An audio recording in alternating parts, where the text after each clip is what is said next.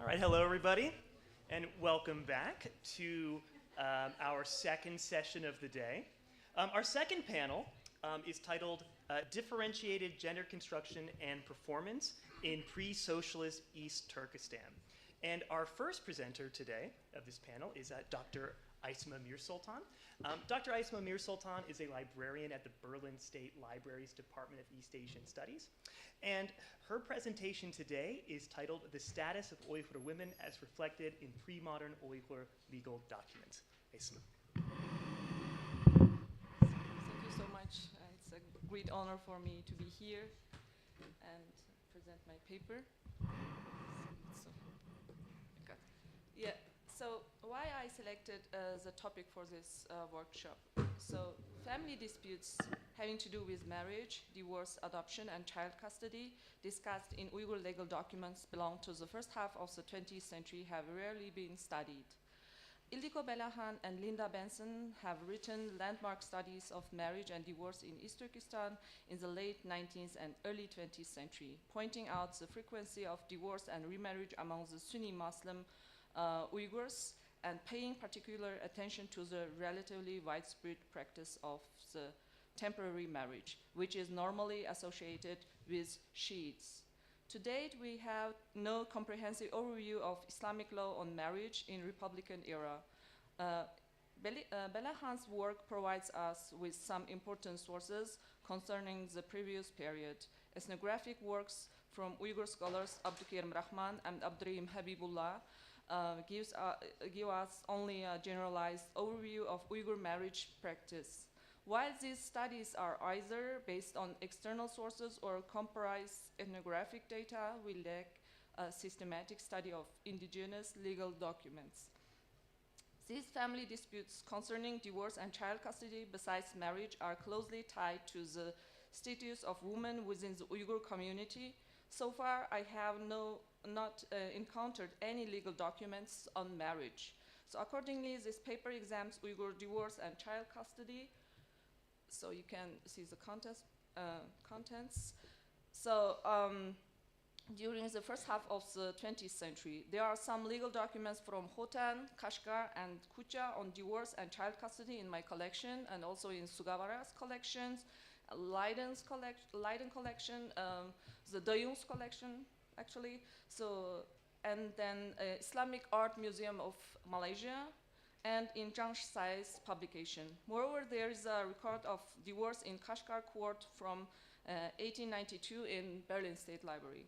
In Islamic marriage, there is no till death do us part principle or legal dissolubility as in some Christian traditions.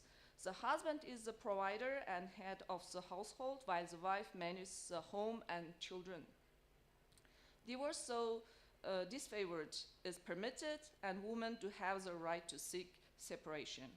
So I will discuss three arts of divorce disputes, divorce settlements under Uyghur. First of is the talaq, man's divorce. So by talaq, a husband can terminate his marriage, and through clear or ambitious words, either uttered or written. There are two forms of talaq: revocable raji and irrevocable ba'in. The first after the declaration, at which point it's recognized as absolute. The irrevocable talaq, the talaq bayin, ends a marriage with immediate effect. This form of divorce by means of specific affirmation is seen by some Sunnis, in particular Hanafis, as sinful, but still legally effective. The revocable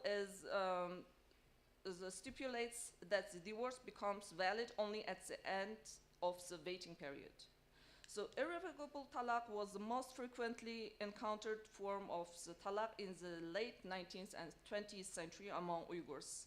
Until now, more than 10 documents from Kashgar, Khotan, and Kucha belong to this type of divorce have been identified in various collections. So here you can see some from Khotan and Kashgar. They are some of them. The last one, on the top is from Sugawara's collection, and next to it is from the Leiden collection, and the next one is from my collection. And there is also two talaq documents from Islamic Art Museum of Malaysia. Both of them, they are from Kucha.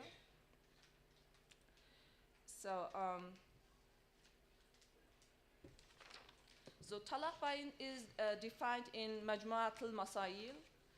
It's a collection of examples from the region as follows. Talaq bayin means divorce that is irrevocable without the nikah.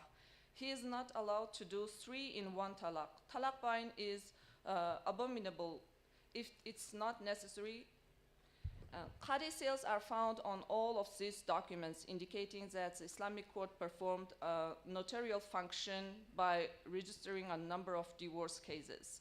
This means that the talaq had been pronounced and carried out, and that the divorced wife had received all that was due to her, waiving any further claims to her dower or maintenance. The threefold utterance of talaq, uch talaq, is an irrevocable divorce and was known to be common among Uyghurs. So we heard a lot about uch talaq under Uyghurs. Apart from a document published by Zhang Sai, I could not find any divorce documents concerning the threefold utterance of talaq. However, this form of talaq is frequently mentioned by foreign visitors to East Turkestan, and anecdotal evidence suggests that it was practiced until recently. So in one document from the Zhang Sai's publication, a husband left his wife and 1.5-year-old child at her parents' home without maintenance after a threefold talaq, despite her contributions to their land and livestock. When the wife attempted to submit the case to the Islamic court, and shortly before her case was due to be heard, the matter was handled by the village elders, primarily for the sake of the child. The couple remarried after her waiting period, with the husband agreeing to provide birkefsh mese, the soft-soled shoes, as part of the new marriage gift. In other document from his publication, the husband beats his wife without reason, pronounced al-talaq, only talaq, not uch talaq, and drives her out of the house without providing any maintenance. After the village elders intervened, the husband publicly apologized and hosted a gathering where he served tea to settle the matter. He promised never to beat his wife again, to provide her with clothing in timely manner, to treat his in-law with respect, and to take his wife to visit her parents regularly, so that the couple consulted with the help of the village elders just a few months after their separation. In both cases, village elders mediated marital disputes naturally, leading to reconciliation without involving the Sharia court. So the next one is tafriq. It's a judicial divorce. So as Tucker mentions, most of the Hanafis demurred on the basis that the husband could always escape from harmful marriage by pronouncing a talaq, and therefore reserved the tafriq for the petitions of women. If talaq was considered as man's divorce, then tafriq was a woman's divorce. Tafriq took place upon the request of one of the spouses, usually the wife. Such request for separation had to be substantiated by a valid reason, and it was validated by a Sharia court or a mufti, an Islamic scholar who interprets and expounds Islamic jurisconsult law. Grounds for judicial separation demanded by the wife could include the disappearing, absconding, being imprisoned, failing to support or being incapable of maintaining the wife, oppressing or beating the wife. Tucker is one of the opinions that tafriq is the most favorable type of divorce for a woman because it protected all her rights to post-divorce property settlement. The reasons given for divorce settlements in the transcript of the Kashgar court are mostly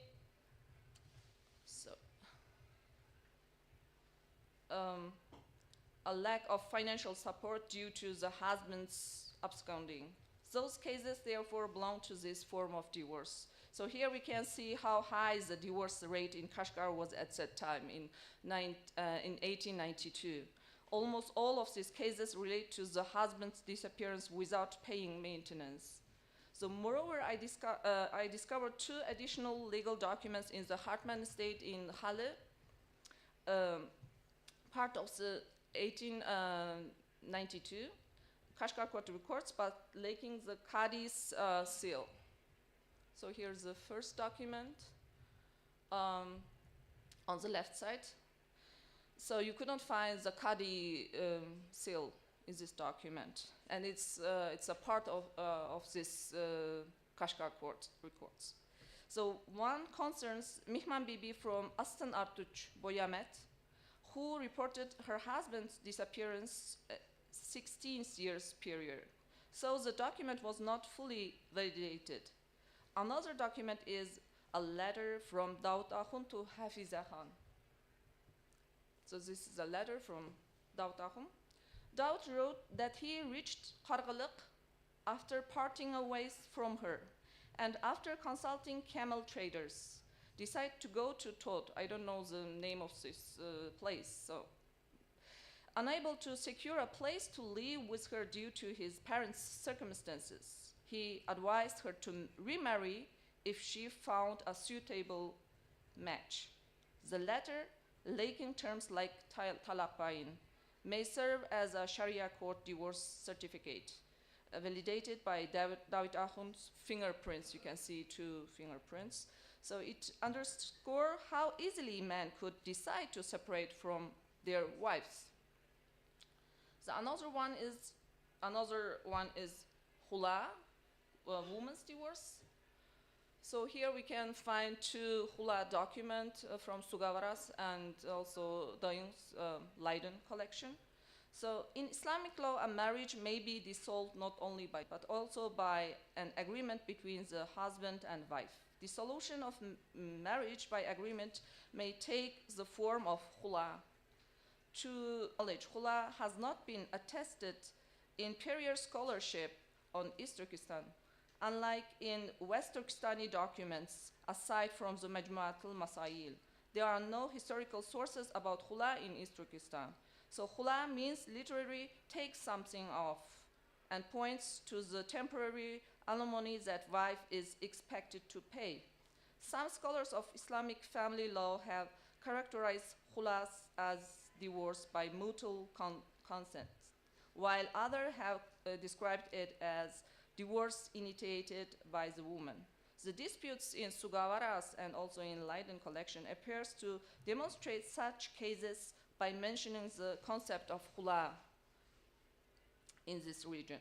So Halak defines Hula as an offer made to be husband by the wife with respect to the dissolution of marriage, accompanied by some material consideration. If he accepts the offer from his wife, he will repudiate her once, and this is considered to be an irrevocable utterance. He agrees that according to Hanafi's Hula is caused by the husband and its reprehensible for him to receive any consideration. In Sugawara's document, the reason for khula divorce is that they could not continue their marital life in the same house. And it's similar with the other talaq documents above. So, however, the reason by the Dayung 20, as you can see in this slide, that Ibn Akhund could not have intercourse with her can count it as a right cause of khula. According to three types of khula, permissible, reprehensible, and forbidden, which Halak mentioned, we can assume that both of the document belong to the first type, while the disputes are arising out of discord. So about khula, you can find the following lines in Majmu'at al-Masail. I don't want to read it, so from the Leiden University it's too long. So the permissibility of khula is most often tied to the following passages in the Quran too. So the existence of three types of divorce documents suggests that divorce agreements in a certain part of the region during the Qing and Republican periods were mainly dissolved according to Sharia law. In some rare cases, through family law. The reasons for this divorce includes family disputes, incompatibility between husband and wife, abandonment and lack of financial support from the husband. Uyghur divorce laws were highly gender specific and markedly discriminatory. Women had mostly no authority to unilaterally end a marriage. Men enjoy the privilege of choosing divorce without involving judicial authorities, whereas women had significantly less freedom to initiate divorce. So after divorce, it appears usually a child custody by a married couple, as we know. So there are a few materials from the Qing and Republican eras regarding child custody. The published and unpublished documents discussed here are found in my own collection and also some in Sugawara's and among other published by Zhang Shizai, which originated from the southern oasis of the region. According to Hanafi law, female custody for both boys and girls alike starts from the birth.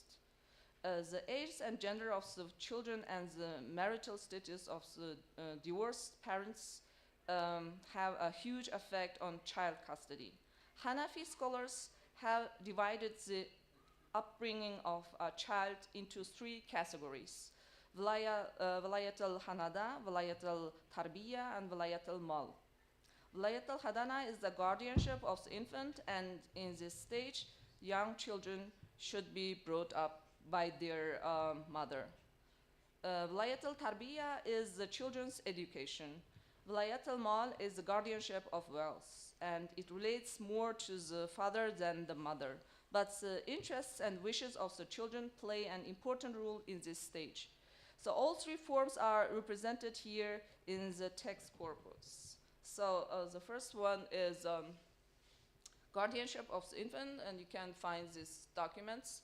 The yellow one is from Sugawara's, and the other one from other collections. So during infancy, a child is typically raised by the mother, as feeding through suckling is her Quranic duty.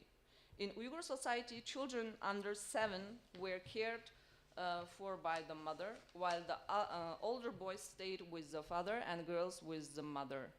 Balahan's 1919 research in Kashgar noted that children over 7 were usually raised by the father or his parents to allow the mother to remarry. However, deviation occurred when mother retained custody of younger children, often raised by maternal grandparents, suggesting local law diverged from Islamic law. In the Kashgar document here, some village elders helped a woman which have been divorced for a long time to recoup some of the costs which she incurred during her stay with her mother, together with her child. In other documents, the divorced couple gave their son to his grandmother quite soon after their divorce. In the Khotan document shows a deviation from Sharia. Tohtahan and her mother accepted the father's maintenance for the 5-month-old child without demanding further payment for breastfeeding.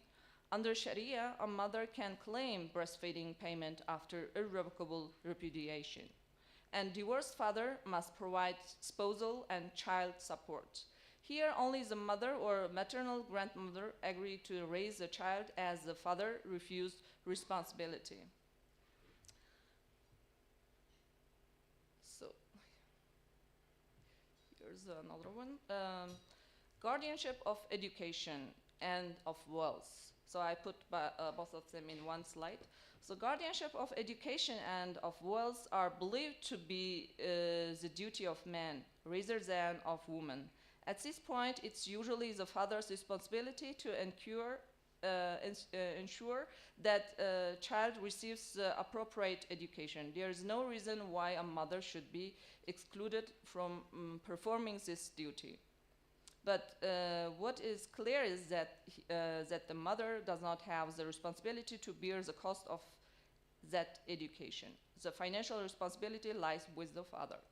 So in the composite document, as you can see with Chinese document from Kashgar, the husband declares that his wife had accused him in the court of justice of ignoring his responsibility for his son and daughter. Afterwards, she had demanded custody of the child from him.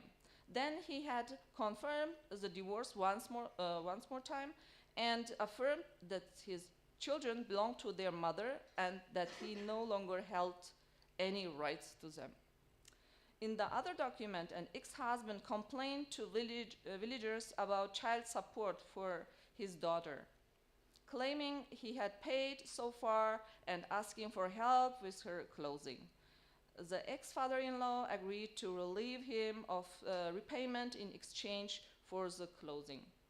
The contract was made slowly between ex-husband and ex-father-in-law with no input from the ex-wife, highlighting the subordination of Uyghur women and their lack of rights over their children. These documents demonstrate that the first custodian of the children immediately after divorce was usually their mother or her family.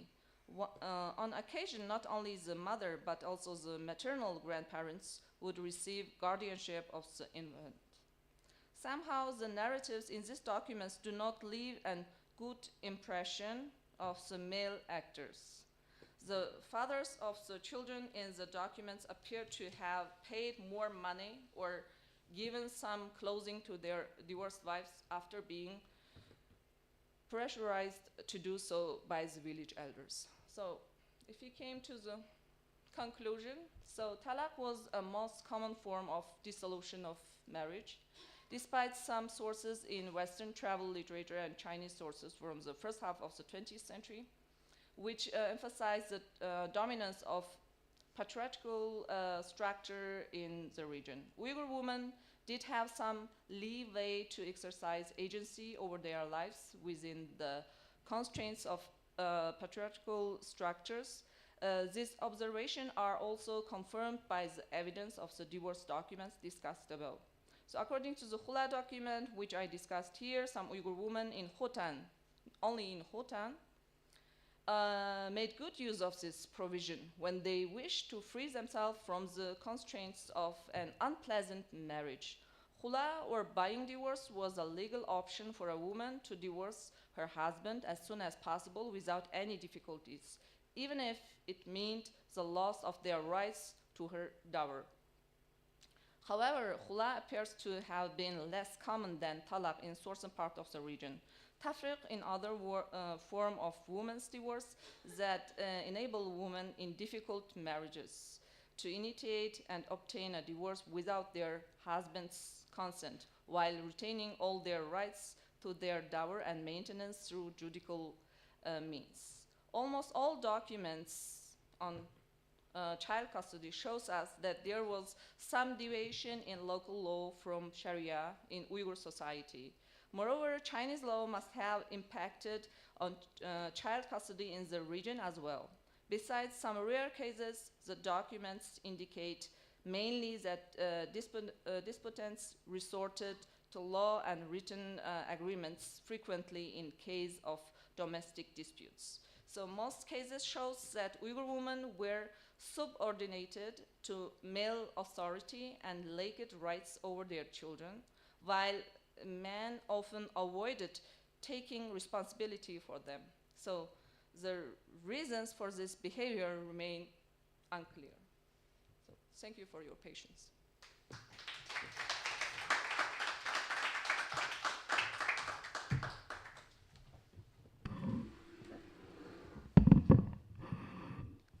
That was fantastic. Thank you very much, Aisima. I really look forward to discussing it more when we get to the Q&A section. Okay, so we have one more panelist for this panel, for this session. Let's see, when did I scroll down here? So Dr. Eric Schlusel is Associate Professor of History at George Washington University, where he is also the Director of the Seeger Center for Asian Studies. And his paper today is titled Sacred and Demonic Masculinities in Kashgari Stories of the Prophets. Why can't I talk today? What's wrong with me? Eric, go ahead. All right, thank you. I'm trying to share my screen. Can you see it? Yeah. Yes. Great. Okay, excellent. So, all right, good morning. I'm really sad not to be in Granada with everybody there. It's wonderful to be on a panel with Aisima, as always. What a fascinating paper. I really can't wait to hear more about these documents. The project is really coming together.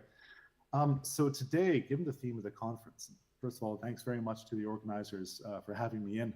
And to everybody, it's always good to be with the European Uyghur Institute. But when we got the call for papers on gendered approaches to East Turkestan, I wanted to revive something I started looking at 10 years ago and have never really known what to do with.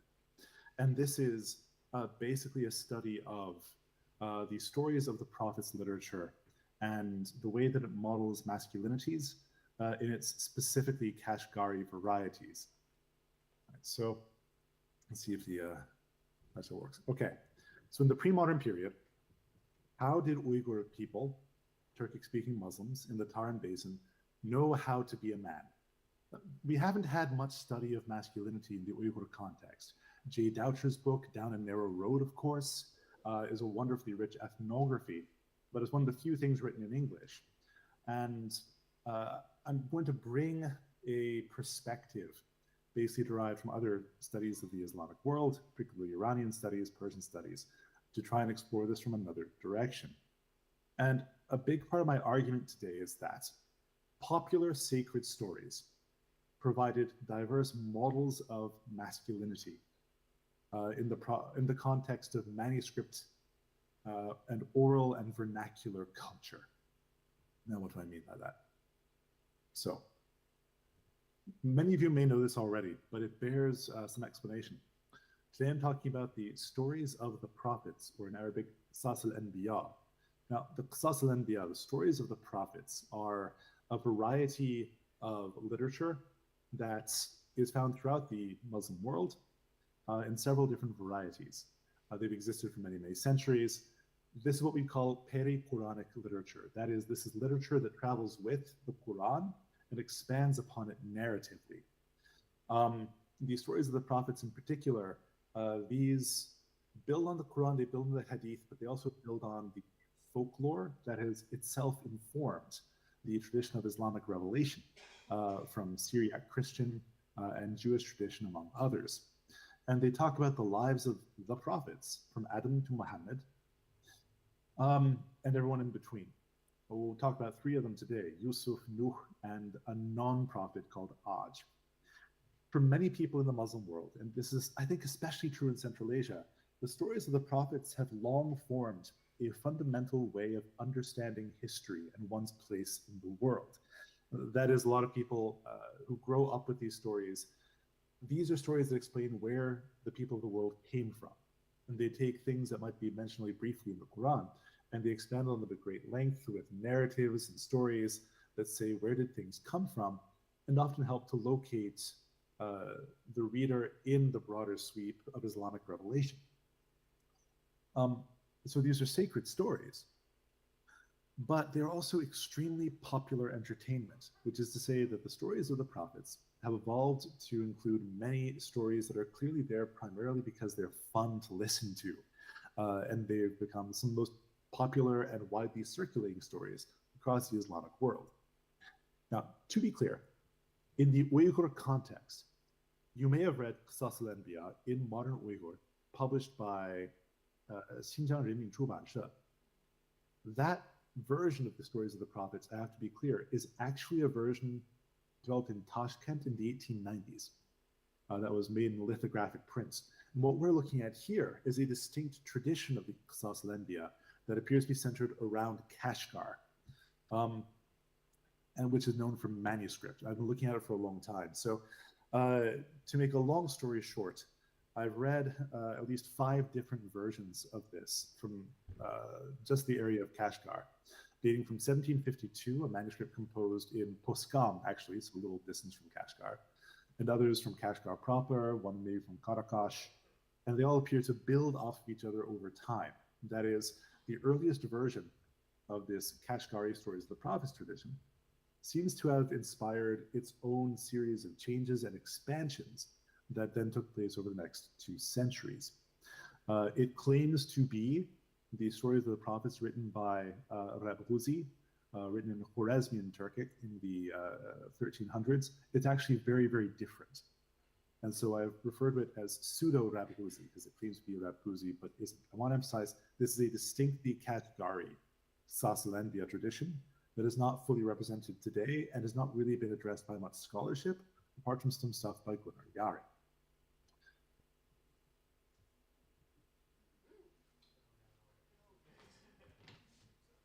The single most popular one is the prophet Yusuf, known as Joseph in the Western tradition, he of the Technicolor Dreamcoat, who basically has a romance with a young woman named Zuleika, who is the daughter of a merchant who has purchased him as a slave. Now, Afsana Najmabadi, a scholar of Iranian literature and history, has studied the story very, very closely because it's one of the longest stories in the Qisas al-Anbiya literature. It's one of the richest stories, and it's one of the most often repeated stories. It's called the best story. But Najmabadi asks us, for whom is this the best story, and how do people read it? Well, at its simplest level, the story of Yusuf and Zuleika is a story of love and passion between a young man and a young woman who are separated, and they suffer for their separation, and eventually they get to come back together. This is a classic poem by Jami, which is found across the Persianate world. But this kind of separation, of course, is also a metaphor for separation from God. And when the lovers are reunited, it is also a metaphor for the rewards of faith in God. And consequently, we can read this as basically a sacred text, but also a love story. For Najmabadi, the central appeal of the Yusuf story actually has a lot to do with the fact he is a very beautiful man. Yusuf is regarded as this boyish, gorgeous creature who is irresistible to all around him. We'll see examples of that. It's not just Zuleika who adores him. So here we just have one of the many famous scenes in here.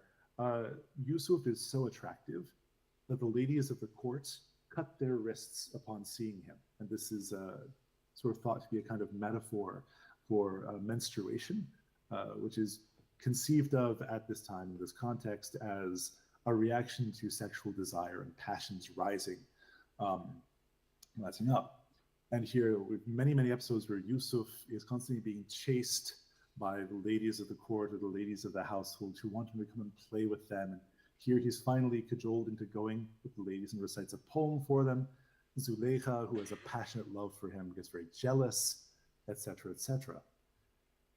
And so the lovers are separated, and eventually, they're reunited, and God, as a reward for their faith, makes them young again, and they live out life together. And Yusuf is a ruler of Egypt, and eventually Yusuf dies, and Zuleika again tears out her hair and wears robes of widowhood. His beautiful, slender body is laid in the ground, and Zuleika lives as a widow. This particular text we're looking at here I wanted to bring this in. I just looked at this in the Princeton University Library. And this was copied in 1889 by a known copyist in Kashgar's Kulbashi neighborhood near Kundarwaza. And it's a single manuscript copy of just the Yusuf story excerpted from the stories of the prophets. And from the physical evidence and the textual evidence, I'm pretty sure that this was copied so that someone could carry it with them on their Hajj as a form of entertainment. So this just shows like how close this story was to people's hearts, not only as a love story, the best love story, but also a story about the reward of faith. What happens when you wait to be reunited with your lover, that is, to be reunited with God. But as Najmabadi tells us, it's also a story about how to be a certain kind of man. It's about how to be a beautiful, irresistible young boy with a certain kind of energy that draws others towards you, not just women, but also male readers of the Persianate world who would have participated in a culture that put a lot of thought into the characteristics of young masculine beauty. Much of the poetry from the Persianate world is about young masculine beauty, the beauty of young boys. So I bring this up because the stories of the Prophet's literature, in Najmabadi's analysis, contain certain masculine paradigms. She's only really looked at Yusuf. But there's a couple of stories that appear really frequently and very prominently, specifically in the Kashgari stories of the prophets, and that are intertwined in peculiar ways, and then that repeat and expand over time. These are the stories of the prophet Nuh, or Noah in English, and the giant Aj, often referred to as Uj. Nuh, of course, is a very important prophet. He builds the ark, famously, that preserves the animals of the world during the flood. Here we have an illustration of that from Hafiz Abruz de Tawarikh in the 15th century. And in the Kashgari stories of the prophets, as elsewhere, he's also depicted as God's potter. Before the ark, God commands him to make a series of pots, which are then broken. And this is a lesson to Nuh about faith, once again. So this is a sacred story. It's supposed to tell us something about faith, but also tells us something about a certain way of being a good servant of God, creating things and accepting that they are temporary. So Nuh, his name is explained as the weeping one, the one who's always weeping, because God makes him suffer. And of course, when his pots break, he cries. But then he builds the ark, and Nuh is then responsible for the repopulation of the earth after the flood. There's another figure who appears together with Nuh, and that is the giant Aj, also referred to as Uj, but in the Kashgari stories of the prophets, he's always Aj. He is an antediluvian giant. He's one of the Nephilim, if you will, in Jewish folklore. He's one of the giants who lived in the earth before the flood.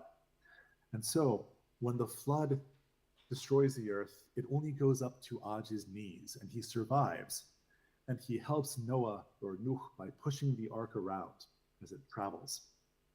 This is a slightly ridiculous figure to have.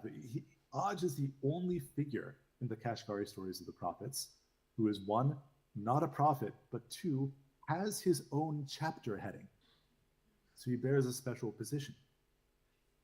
In fact, there's my cute little animation. Aj kind of invades the Nuh story. And I've always been sort of curious as to why these two stories are so closely intertwined. It's not just because Nuh and Aj met. Most of the stories, Nuh and Aj are completely separate. And yet their stories are kind of interweaved with one another. You have a Nuh story, then an Aj story, then a Nuh story, an Aj story, a Nuh story. They have their own chapter headings, but actually they appear in each other's chapters. And about 10 years ago, I started exploring that and thinking, why is this? What do these characters have to do with one another? And why would we include them in the same text? And I think it has to do, once again, with meditations on different forms of masculinity. So Nuh is a kind of masculine paradigm, but as we'll see, Aj is also a kind of masculine paradigm. At least that's my argument. And Aj is kind of the dark reflection of Nuh. Let's see why. Okay, so who is Nuh really in the stories of the prophet? Okay, well, first of all, this is the basic thing we know about Aj. And this is pretty much the only thing mentioned about him in the earliest version I know of the Kashgar stories of the prophets. He is so tall, he doesn't die during the flood. And Nuh gets out a stick and measures how tall he is above the trees. Now, then we have stories about Nuh. There are a few of them. Nuh becomes a creator figure. On the ark, a series of animals are created. So why is this? So Nuh complains to God, the ark is filling up with waste because there are all these people on it and all these animals. And of course, it's filling up with garbage and feces and all these things. So God commands Nuh to touch the elephant on his back, to stroke its back. And so this creates the pig who comes forth from the elephant, and the pig eats all the waste of the ark. But Satan has followed the donkey onto the ark by hanging onto its tail. So Satan's hidden out, and Satan secretly strokes the pig's nose and creates the mouse. And the mouse, of course, becomes a problem because the mouse is eating the grain. And so God commands Nuh to stroke the tiger's nose and thus create the cat, who then hunts the mouse. Nuh here appears as a creator, especially a creator of useful beings familiar to us from everyday life. Pigs have their place in the world, even though they're unclean. Mice have a negative place in the world. Cats obviously have a very positive place in the world. I would show you my cat, but he's having breakfast. Later on, once the ark has landed, of course, there aren't many people left in the world. Nuh only has one daughter, and 4 different men come to court her. It's not really explained where the men come from, but there we are. In order to satisfy all 4 of these men, Nuh transforms a dog and a donkey into copies of his daughter, and then God grants him a huri, a beautiful creature from heaven, to make a 4th daughter, all of them identical. Nuh is therefore able to apportion these 4 identical daughters out to the 4 husbands, sort of distributing, one thing in these terms, distributing sort of their domestic and sexual labor, as a good patriarch or father would. At this point, Nuh is a widower. His wife has died, and so his responsibility now is to pass on and manage the family. Okay. So that's the earliest version from the 1760s, but this is also reproduced in many ways much later on. Importantly, there's an episode after this which becomes becomes more articulated in the later versions of these stories, where Nuh cannot tell the daughters apart, but their husbands keep complaining that one of them does these things that seem like a dog's actions, and another one acts like a donkey, and therefore he can know where these women actually came from. We may read this as a pretty misogynistic reading. It is essentially calling one of them literally a female dog, calling her a bitch, and another one a donkey transformed into a woman, in English perhaps a nag. And this is clearly meant to be funny for the readers as well, right? This is meant to be like the punchline of a joke, because it kind of puts the reader in the position of sympathizing with the husbands of Nuh's daughters, complaining about what women do and how women act. So we'll get back to that issue in a minute. So in the stories of the prophets from Kashgar, Nuh is a patriarch. He's a father of all humanity, and the stories are concerned primarily with, and this is where they expand the most, this is where the most attention has been given to them. They're concerned with how Nuh's children people the different nations of the world. He distributes women to men and daughters to husbands, and he creates animals. And all of this is a metaphor for faith in God. There's a little bit of humor to it because some of the situations are ridiculous. But primarily, Nuh's story stands as a metaphor for being faithful to God. But the other figure is Aj. And Aj appears in the earliest records, and then later on, his stories keep getting more and more elaborate. This is one of my favorites. Some of you may have heard me recite before, because the first time I read this, I was like, what? This is a story about how a group of people were traveling in the forest one night with a caravan. And settled down for the night, they hitched their horses and their donkeys and their carts to a giant red tree that was lying on the ground. And they went to sleep. In the middle of the night, they woke up and they heard the braying of donkeys. They looked left, they looked right, they couldn't find their donkeys, they couldn't find their horses or their carts. Until they looked up, they realized that they had hitched their animals to Aj's giant penis. And given the content of the stories of the Prophet's literature, this should give us pause, because this is the most explicitly ribald story in the entire collection. And yet is one which appears to have received almost the most attention in the Kashgari stories of the prophets, in the sense that people have written and rewritten this story the most and elaborated on it the most. So what happens? They have a shaman with them, a bakshi, who says if we get a block of ice and put it at the base of the penis, it will become flaccid. And so they do, and the penis becomes flaccid, it flops down to the ground, and a gob of semen flies forth from it, and it flies out and it hits a rock. And when it hits the rock transforms into a braying donkey. The end. What is the point of this story? Now, obviously, it's supposed to be funny, right? It deals with male bodily functions. It deals with someone who sort of can't hold it in. And that's actually, if you read Jay Doucher's work, the idea of not being able to hold in your bodily fluids is, at least in Gulja, this is a way of critiquing someone for not being a man, not being a mature man. But also suggests that Aj kind of creates monsters, which is interesting because right before this is the story about Nuh, and right after this is a story about Nuh. So if Nuh is creating ordinary animals and Aj is creating a braying donkey, that sets up a kind of contrast between their generative abilities as men. Later on, Aj, who terrorizes a village, he demands a wife from a village. And the village says, well, we can't possibly give him a woman. So they put a bunch of animal guts, viscera, into a cave. And they trick him into having sex with it and copulating with it. And the combination of his semen and the animal viscera produces Gog and Magog, or Juj and Majuj. The end. That's the entire story. What is this doing here? Again, this is interwoven with Nuh's stories. And while Nuh is creating cats, Aj is creating Juj and Majuj.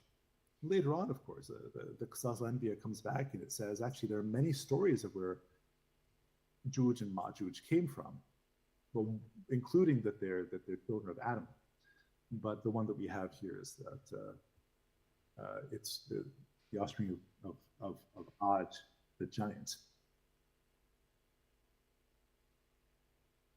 The story that seems to take on the most attention, and which is actually expanded by far the most, is Aj taking a wife. And in the earliest versions, Aj sees a beautiful woman in the village below. He lives on a mountain, obviously, because he's a giant, and that's where giants live. He sees a woman down below in the village, and he takes her and forces her to live with him on the mountain. She can't get down. But every day when Aj goes out, she looks down the mountain and she sees a beautiful young man, and the beautiful young man looks back at her, and they fall in love. Eventually, this young man says to his grandmother, "Grandmother, I want to be with this woman on the mountain. Can you help me?" And the grandmother says, "I have a plan." The grandmother says, "Get into this box." And he does, and she nails the box shut.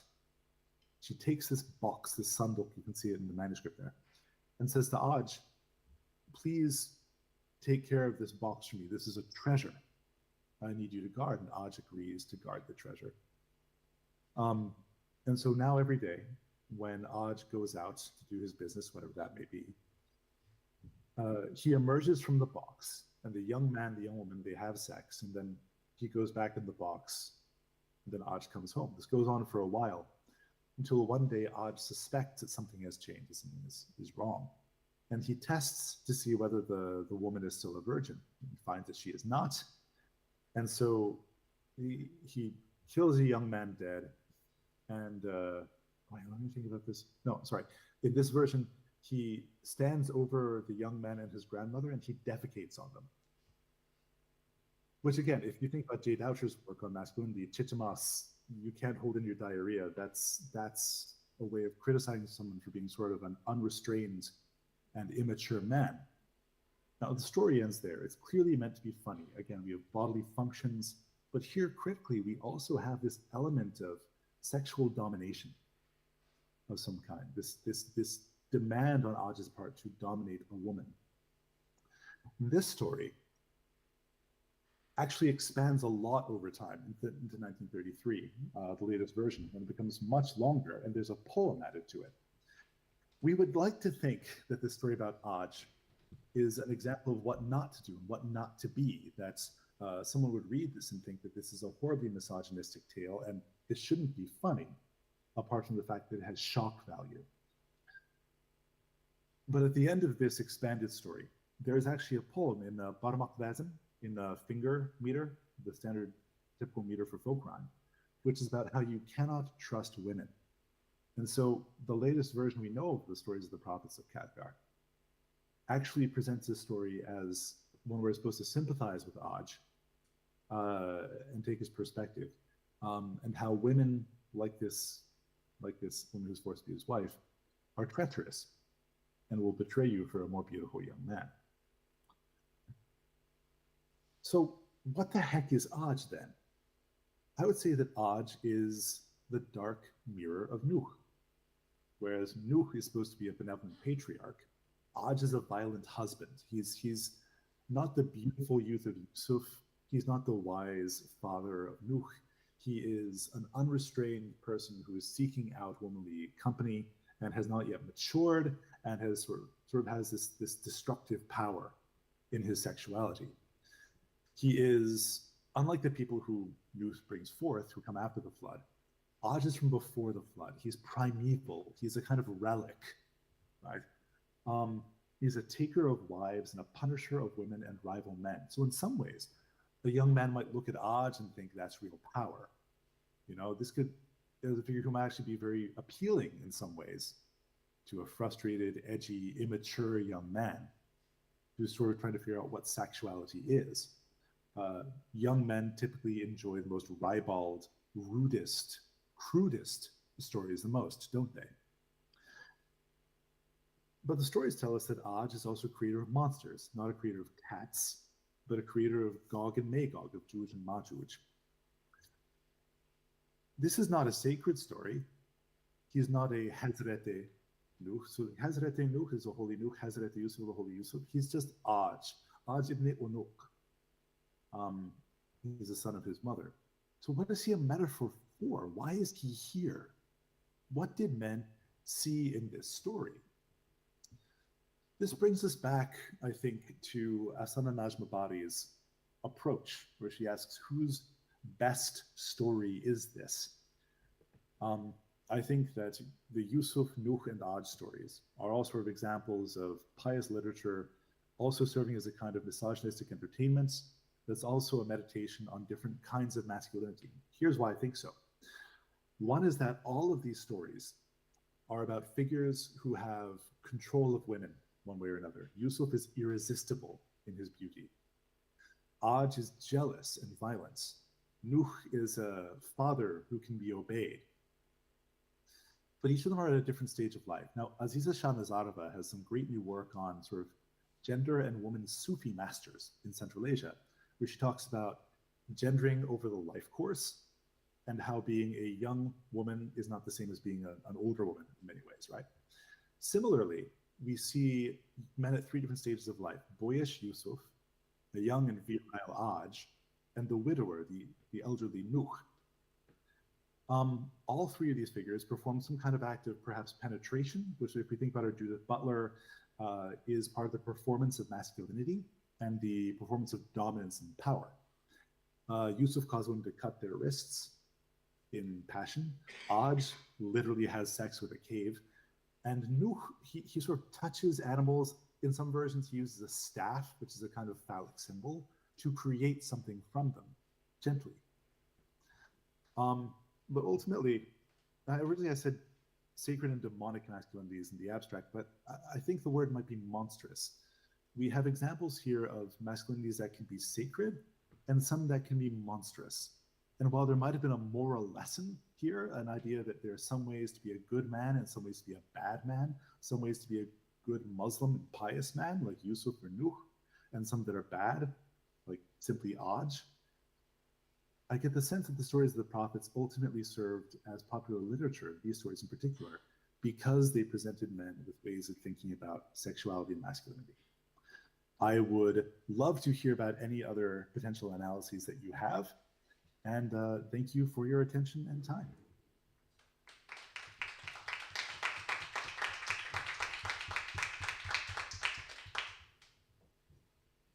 That was fantastic. Thank you, Eric. Okay, let me see if I can learn how to speak English as I start doing my comments.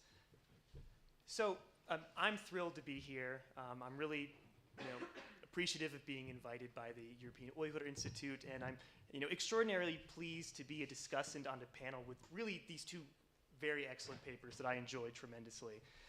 Both of our panelists, they speak to the question of gender and colonialism in pre-socialist East Turkestan very differently, but they nonetheless kind of interpolate against each other in, I think, very surprisingly productive ways. Through both presentations, we learn how 19th and early 20th century East Turkestani Uyghur society was defined by patriarchy and the marginalization of Uyghur women, which I suspect surprises very few of us. But the novel and fine-grained ways that Aysima and Eric go about exploring this historical reality reveals the multi-layered experience of patriarchal colonialism and the peripheralization of Uyghur women with remarkable complexity and nuance. In Aysima's presentation, she draws upon a unique set of legal documents to examine divorce and child custody law in early 20th century Republican China. Through these rich sources, Aysima paints a picture of Uyghur divorce and child custody law seemingly designed to reinforce and perpetuate the secondary marginalized status of Uyghur women in legal systems across East Turkestan. Regarding divorce, she shows us how Uyghur men enjoyed the right to demand divorce unilaterally, often for extremely arbitrary reasons. Women, too, had legal pathways to demand divorce, but these invariably required the mutual consent of one's husband, or at the very least, an exceptionally strong case capable of persuading the male-dominated religious authorities. In terms of child custody law, Aysima also shows us the gendered nature of parental legal obligations. An Uyghur woman might retain custody of her young children during their early childhood, but at a certain age, that child was often relegated to the care of their father. Yet, interestingly, local legal authorities demanded that the husband support the child's well-being and education through regular payments, even if the child remained in the mother's custody. And if we can say that Aysima's exploration of Uyghur women is within a kind of legal framework, then I think we can say that Eric's his own interpretation is decidedly cultural in nature.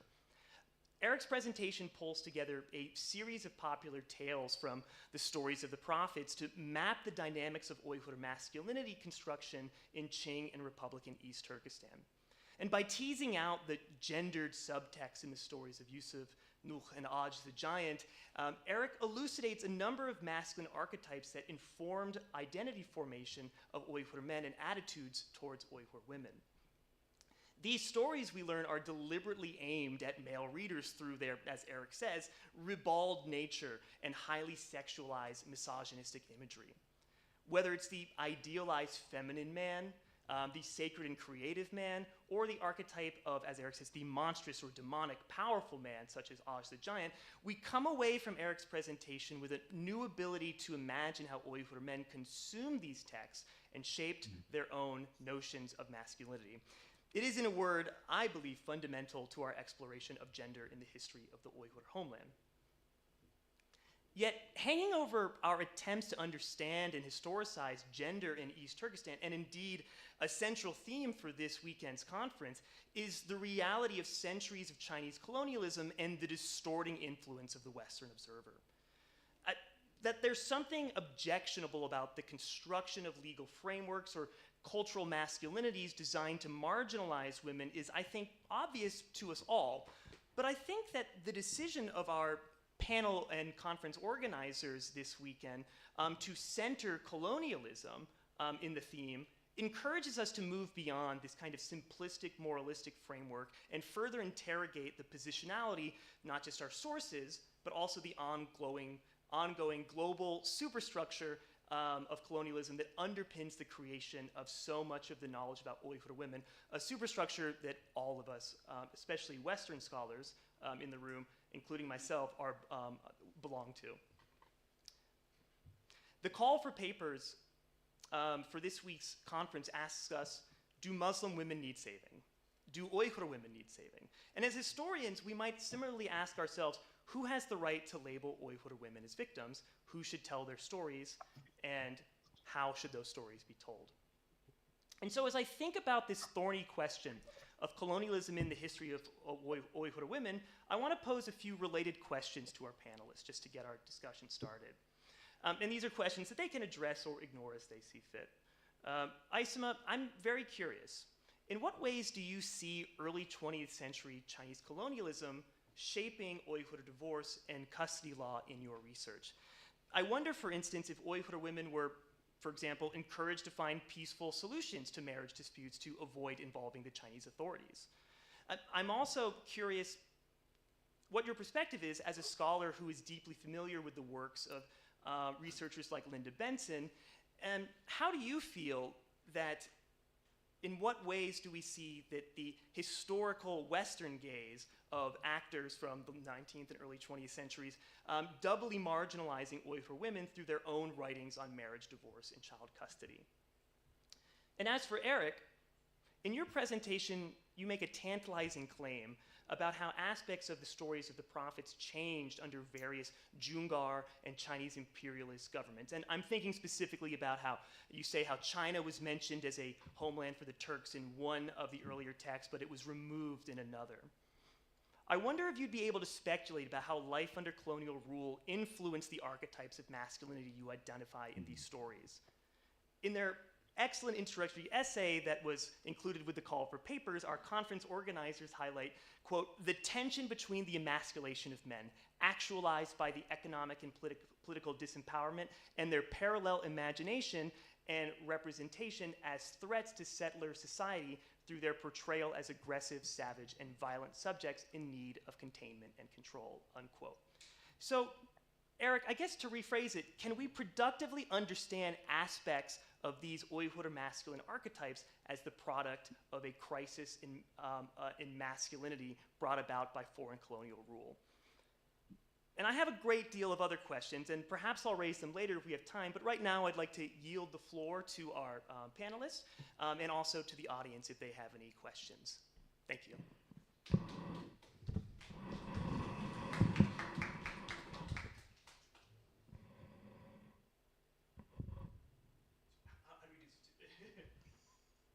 I'd suggest Aysima could maybe start answering the question if she wants to. Because if we add more questions to this already very Could you repeat your challenging questions. question one more time? Yeah, sure. In general, in a nutshell, I'm just wondering how you see the ongoing Chinese colonial project of the early Republican period that you're focusing on influencing Uyghur divorce law and Uyghur child custody laws. Was there the presence of the state somewhere, the presence of, and I mean, frankly, as I understand it, at this time, there's a very, Mafushing is Yeah. empowering Kashmir, Yeah. right? Is this historical context of colonialism, whether the face of it Bihan Chinese or Hui Muslim, is this in some ways informing the way that Uyghurs are thinking about divorce and they're thinking about child custody law, whether it be cultural, institutional, or economic marginalization in nature? It's a very open question. I'm just curious about how you think about it. So I couldn't find such kind of combined documents a lot. What I find is only this about child custody. The other one, they are only in pre-modern Uyghur. So I think there is no much influence from the Chinese, I mean the Chinese government at the time for such kind of Islamic law or family law, if it's something to do with divorce or adoption or with child custody. And if there is something to do with murder and other cases, and we can find a lot of documents, but about family law, and it's specifically about women and the family, problems, we couldn't find any other documents, so which I can find under these collections by Sugawara and Doyens. Yeah. So just to follow up on that very quickly, is there any kind of taboo associated with a marriage dispute, maybe resulting in divorce, or a custody dispute? Is there a resistance to having it raise the level of involving the Chinese authorities? Is that something that Uyghurs are trying to avoid? I don't think so. So yeah, I don't think so. Thank Yeah, you. yeah.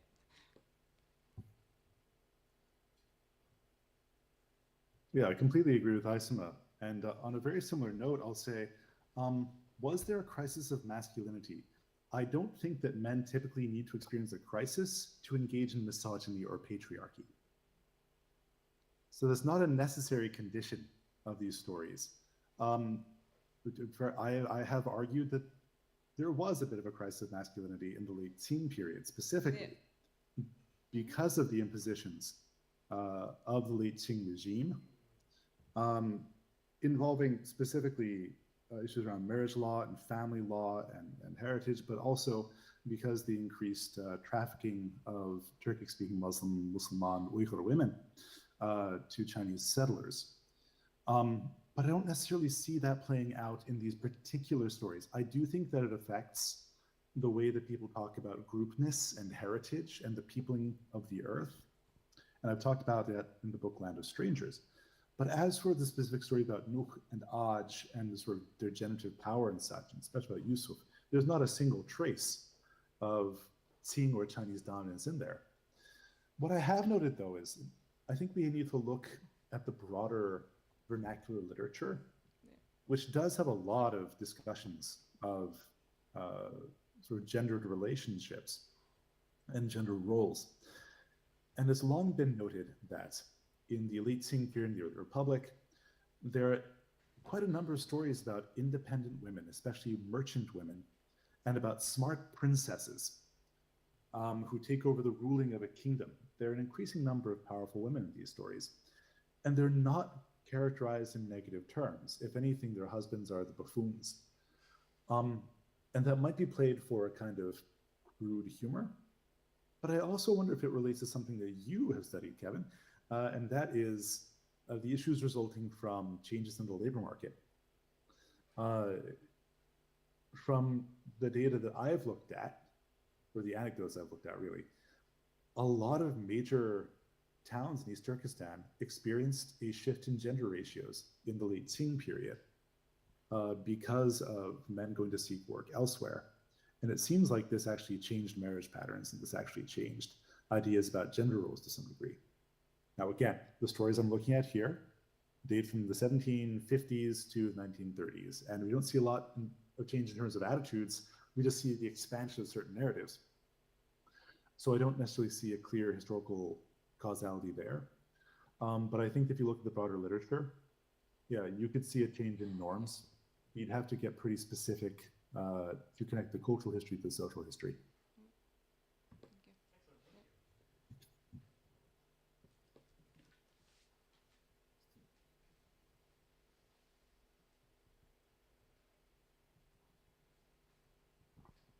Thank you, Isima and Eric, for these really interesting papers. Wonderful use of sources. I mean, we were kind of talking in the last panel, which also I think had wonderful use of sources too, but how there is kind of a documentary whole for this kind of study of gender and women's history and so on. And both of the papers on this panel have really gotten a lot out of the documents and the stories that they have. I have a question which may be irrelevant. It's mainly for Eric. I know, just thinking about the broader, sort of the popular literature or the entertainment environment and possible influence on masculinity and how to be a man and so on. I'm wondering to what extent, Shahnama stories were circulating at all, maybe in oral form. I know Ryan Thumb talks about some of that being integrated within the sheikh, the sort of saints' life stories that he talks about.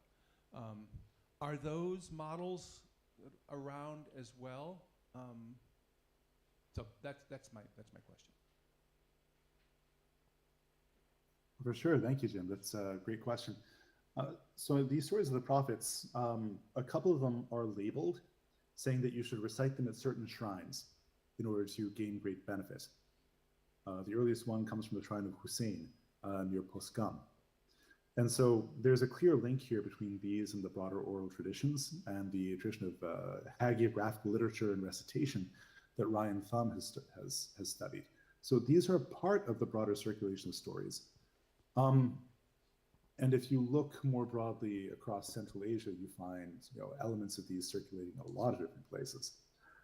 So I think that's clearly there. These also show up in forms in some other texts where you have the same narrative and some of the same words, but the grammar is a little bit changed, which suggests to me oral transmission.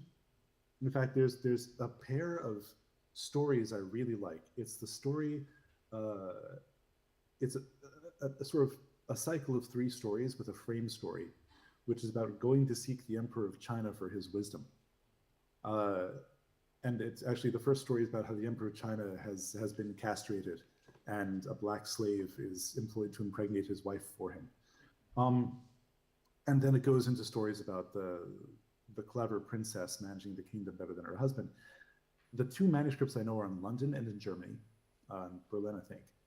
Yes, in Berlin. And they're very, very similar in contents, but again, just different enough that it seems like the only way that they could be both so similar and so different is through oral transmission, that they were both transmitted orally and then written down separately. So I do think that this is also circulating in the broader oral environment. Yeah, absolutely. And a lot of the records that we have of this were written down, into Arabo-Persian script, even by ethnographers. So we must attend closely to oral culture. May I ask him? Yeah. Did you have a question for Eric? Yeah. Not specifically about his presentation, but something.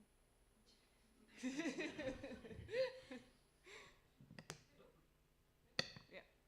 So Eric, what do you think about this highly sexualized letters from Lecoq? I mean, it was actually from Obul Mehdi.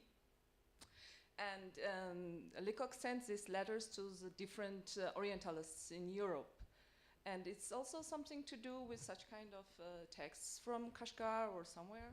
What do you think about these letters from Turfan? I haven't looked at those letters, and I'm really curious about them now. I think you and I have talked about them. But life has been busy enough that I haven't actually gotten a chance to look at them. Are these ones you published? It's published, some of them they are published, but it's not analyzed, I think. It's as a text, it is already published from Martin Hartmann at the beginning of the 20th century. And he sent also some letters. Lecoq and Martin Hartmann, they have a very good relationship because Martin Hartmann was his Turkey teacher in Germany. So Lecoq sent some of these letters from Turfan because Hartmann is also very interested in such kind of, stories from Turfan. And the letters to Lyon University or somewhere in Belgium. Neuva, probably. It's also published by my colleague in Germany, but as only transcription is published, but not the analysis on this text. This is news to me, but that sounds really, really interesting. It sounds like something. We haven't this original in Turkey, but it's only in Latin script. But there are some stories it's very highly sexualized. So I couldn't publish this kind of text because I am an Uyghur scholar. Sometimes it's a little bit, therefore I want to ask you if you have some ideas about these materials, because also, you can see that you analyze also some texts in this kind of traditional works. So maybe it will be your next step or? It's a really good idea. Can I ask you a question, Aysima? You're the revolve guy. Oh, can I ask you a question, Aysima? Yeah. So I noticed you used a sort of, it looked like you did a quantitative analysis of that collection of divorce records. Like I saw a chart of some kind. We were talking about like a Hotman 44, the collection of divorce records. Yeah. Yeah, did the quantitative analysis reveal anything interesting or any patterns? Where's the patterns? Where's the documents? What do you mean? In your chart, you Yeah. have a chart of Yeah. of divorces. Is there a pattern for that? Yeah. So, yeah. The reason is unclear why in 1982 it's so high in Kashgar. So I couldn't find the reason. Maybe we can find some resources in Chinese resources. We can find some reason. So it's so. Are men maybe? I'm just guessing. Are more men? They disappeared in. Are they going to Russian Turkestan for work, or is this too early for that, or might there? It's the Kashgar area you're talking about. Yeah, Kashgar and also Atush, and some of them they disappeared since 16 years or 5 or 10. That's very high. And all Ghaib Boldi, they said Qiyum Ghaib Boldi, he's disappeared. So there's no reason why.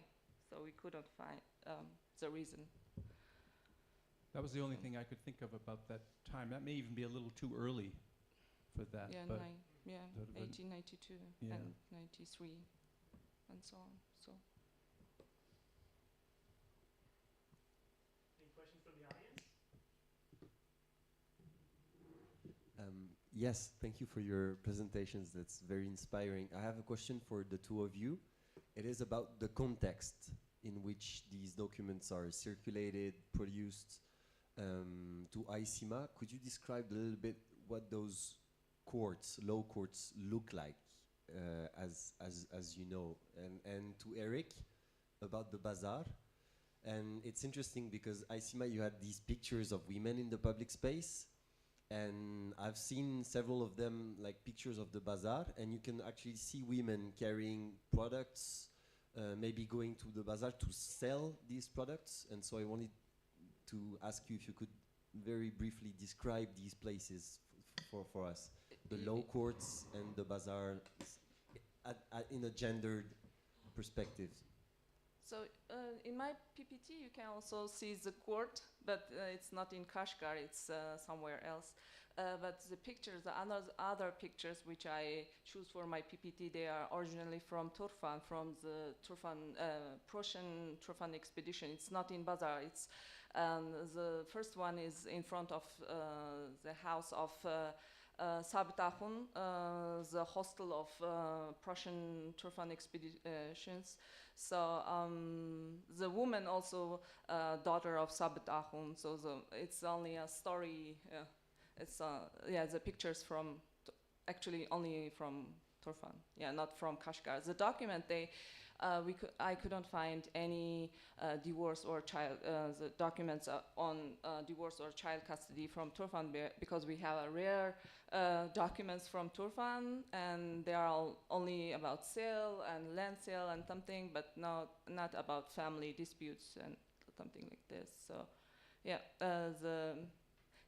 the child which you can see in my slides is also a grandson of Sabtahun from this family, is the whole family. And at the end of my slides, the two women, it's also, one is a daughter of Sabtahun, the another one is a relative.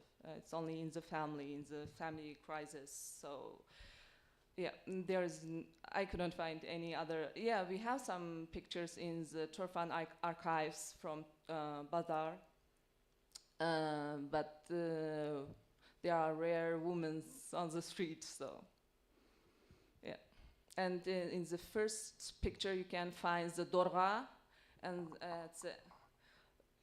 as you can see on the left side with his kamcha, and he is responsible for the security of the Germans in Turfan. Yeah. Yeah, thanks, Leo, for the question.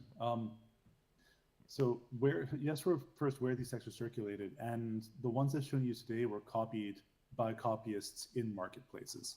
Primarily, the earliest ones come from a sacred context, and they're clearly copied at a shrine. But the later ones were all made for circulation and private ownership. One of them was, a couple of them were sold to missionaries, Swedish missionaries. And the one in particular that I showed you from the Princeton Firestone Library, I know who that copyist was because he copied a chronicle of Siddikbeg's rebellion. And he was clearly just like copying things for customers. So I think that says actually a lot about what people found entertaining when they were willing to pay someone to write it all out for them.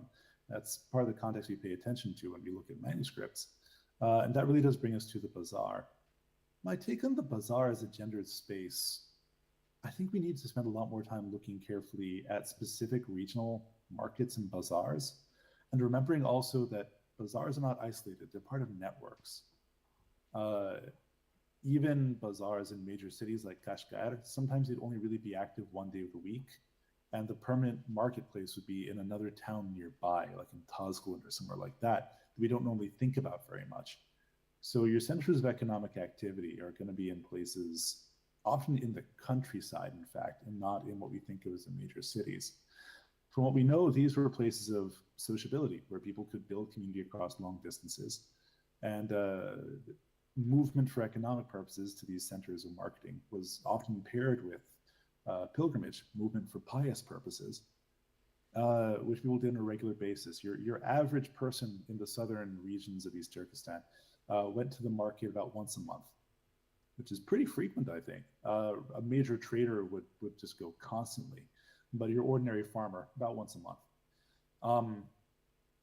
So the other part of that is, that means that markets were also places where people of different genders could also mix. And where, attractions could be found, where marriages could be arranged and matches could be arranged. There could also be sites for sex work as well. But as for the gendering of the market, so there's a couple of interesting things. I think in this period, I actually think that we see more women engaged in market activity. They're still remarkable. They're not typical, but there also appear to be some crafts which are primarily for women, like the making of dokbas. So most of the market activities are dominated by guilds, and they have their risales, which tell their guild story, and you have to be initiated into the guild, and the guild members are men. But there are some non-guild market activities, and these seem to have been much more open to women to engage in through household cottage industries. So let's not forget that women were often buying and selling at these places. But I think a lot more research is needed at this point to get a clear picture of the marketplace. Thank you so much. Well, I think we've reached the end of our panel. Thank you so much to the three of you. It was so interesting and inspiring. So thank you for participating in this panel.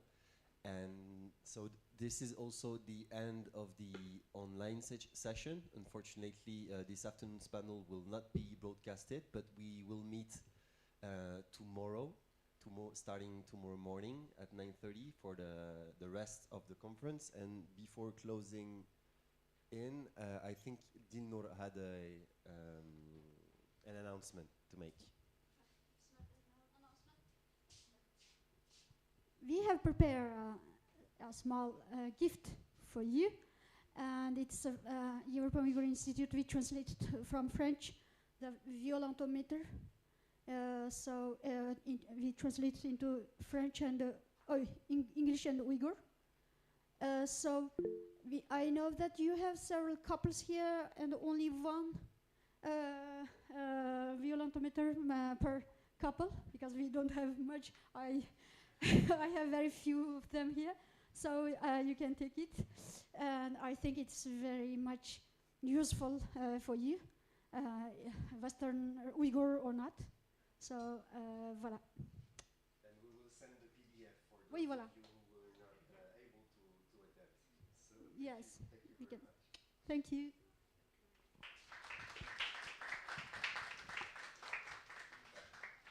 All right, so see you tomorrow for the online participants.